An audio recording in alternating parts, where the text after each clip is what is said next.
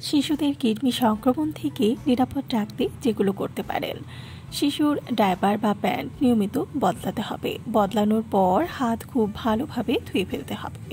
ঘর এবং ঘরের আশপাশ পরিষ্কার রাখতে হবে। এমনকি ঘর পরিষ্কার করার জন্য ভালো জীবাণুনাশক ব্যবহার করতে হবে। শিশু যখন হাঁটতে শিখবে তখন শিশুকে তার পায়ের মাপ অনুযায়ী ভালোভাবে ফিট হয় এমন জুতো পরাতে হবে। খেয়াল রাখতে হবে যেন শিশু বাইরে খেলাধুলা করার সময় ভালোভাবে পা ঢাকা জুতো পরে থাকে। খেলা শেষে বাসায় ফেরার পর শিশুর হাত এবং পা ভালোভাবে ধুয়ে দিতে হবে। কাদাযুক্ত খেলার জায়গা, স্যাঁতসেঁতে বালু, মাটি কিংবা মানুষ এবং পশু পাখির পায়খানা থাকতে পারে, এসব জায়গা থেকে শিশুকে দূরে রাখতে হবে। বিশেষ করে বর্ষাকালে অনেক জায়গায় পানি জমে থাকে, ফলে দূষিত পানি যে কোনো জায়গা থেকেই আসতে পারে। তাই এ সময় আলাদা করে নজর রাখতে হবে শিশুর দিকে। সবসময় খেয়াল রাখতে হবে শিশু যেন পরিষ্কার পরিচ্ছন্ন শুকনো জায়গায় খেলে। শিশুকে কোনো জলাশয় যেমন পুকুর, খাল, লেক এসবের আশেপাশে জুতা ছাড়া খেলতে দেওয়া উচিত নয়।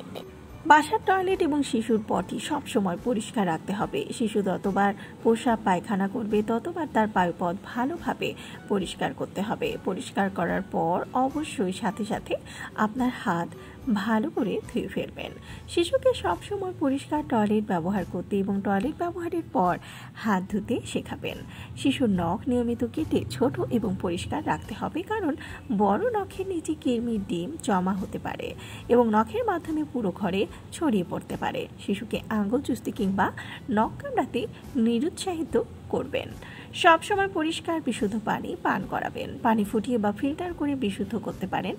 ফল এবং শাকসবজি বিশুদ্ধ পানিতে ভালোভাবে ধুয়ে নেবেন। বিশেষ করে শাক ভালোভাবে ধুতে হবে, কারণ শাকে মাটি, কাঁকড় এসব থেকে যেতে পারে। মাছ মাংস রান্না করার আগে খেয়াল করবেন এগুলো ফ্রেশ বা ভালো আছে কিনা।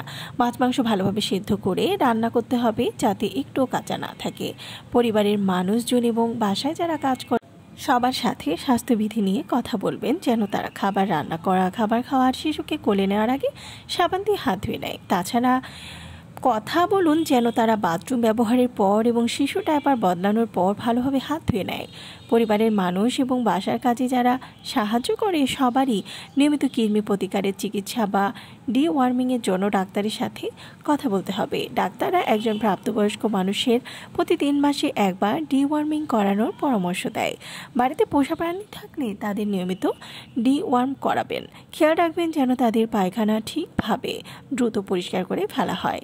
শিশুর ব্যবহার করা জিনিসপত্র, পোশাক পরিচ্ছদ, খেলনা সবকিছু ভালোভাবে ধুয়ে তারপর শিশুকে ব্যবহার করতে দিবেন এবং নিয়মিত সেগুলো পরিষ্কার করে রাখবেন। আশা করি বুঝতে পেরেছেন। ভিডিওটি ভালো লাগলে চ্যানেলটিকে সাবস্ক্রাইব করুন আর পাশে থাকা বেল আইকনে ক্লিক করে দিন। তাহলে পরবর্তী ভিডিও আপলোড করার সাথে সাথেই আপনার কাছে পৌঁছে যাবে।